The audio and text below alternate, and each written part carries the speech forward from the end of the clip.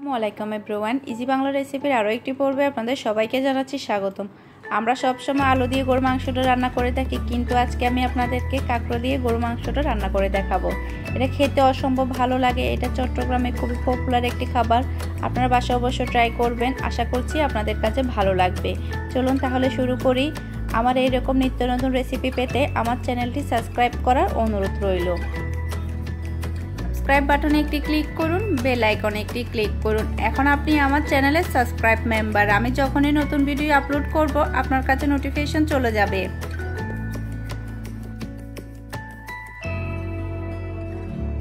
প্যানে আমি পর্যাপ্ত পরিমাণ তেল দিয়ে দিয়েছি। এখন আমি দিয়ে দিব 2টো দারচিনি, 5টা এলাচ, 10 থেকে 12টা গোলমরিচ, 5টা লবঙ্গ, 2 থেকে 3টা তেজপাতা ছিঁড়ে দিয়ে দিচ্ছি। এখন আমি এটাকে হালকা একটু ভেজে নেব। মশলাটাকে হালকা একটু ভেজে নেওয়ার কারণে খুব ভালো একটা ফ্লেভার আসবে। এটা আমার ভাজা হয়ে গিয়েছে। এখন আমি দিয়ে দিব 1.5 কাপ পরিমাণ পেঁয়াজ কুচি। পেঁয়াজগুলোকে আমি 1 মিনিটের মতো ভেজে নেব। 1 মিনিট পর দেখুন এটা আমার ভাজা হয়ে গিয়েছে। এখন আমি দিয়ে দিব 1 টেবিল চামচ পরিমাণ রসুন বাটা, 1 টেবিল চামচ পরিমাণ আদা বাটা। এটাকেও আমি 1 মিনিটের মতো ভেজে নেব।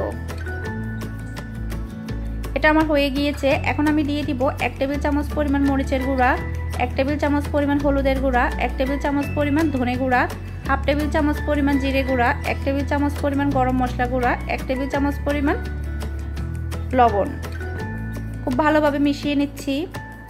দিয়ে দিচ্ছি সামান্য পরিমাণ পানি। এখন আমি দিয়ে দিব টমেটো ফালি। এটা সম্পূর্ণ অপশনাল, আপনারা চাইলে টমেটোটা বাদ দিতে পারেন। এখন আমি মশলাটাকে খুব ভালোভাবে কষিয়ে নিব। ঢাকনা দিয়ে ঢেকে দিচ্ছি। দেখুন আমি মশলাটাকে খুব ভালোভাবে কষিয়ে নিয়েছি। এখন আমি দিয়ে দিব গরুর মাংস। এখানে আমি টোটাল 1 কেজি পরিমাণ গরু মাংস নিয়েছি। গরু মাংসটাকে আমি মাঝারি সাইজ করে কেটে খুব ভালোভাবে ধুয়ে পরিষ্কার করে নিয়েছি। মশলার সাথে গরু মাংসটা খুব ভালোভাবে মিশিয়ে নিচ্ছি।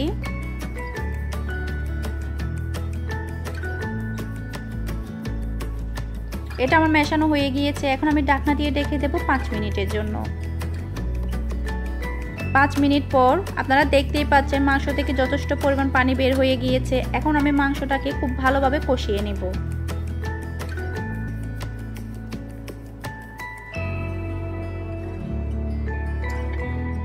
দেখুন আমার মাংসটা খুব ভালোভাবে কষানো হয়ে গিয়েছে, তেলটাও সম্পূর্ণভাবে বের হয়ে গিয়েছে। এখন আমি মাংসটা সেদ্ধ হওয়ার জন্য পর্যাপ্ত পরিমাণ পানি দিয়ে দেব।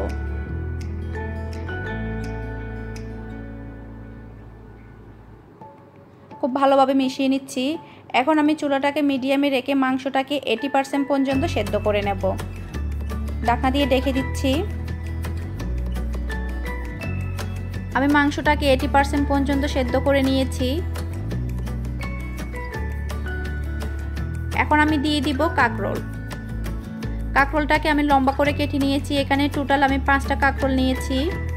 দিয়ে দিচ্ছি। মাংসের সাথে কাঁকরোলটা খুব ভালোভাবে মিশিয়ে নিচ্ছি। এখন আমি চুলাটাকে মিডিয়ামে রেখে ঢাকনা দিয়ে ঢেকে রাখবো 10 মিনিট।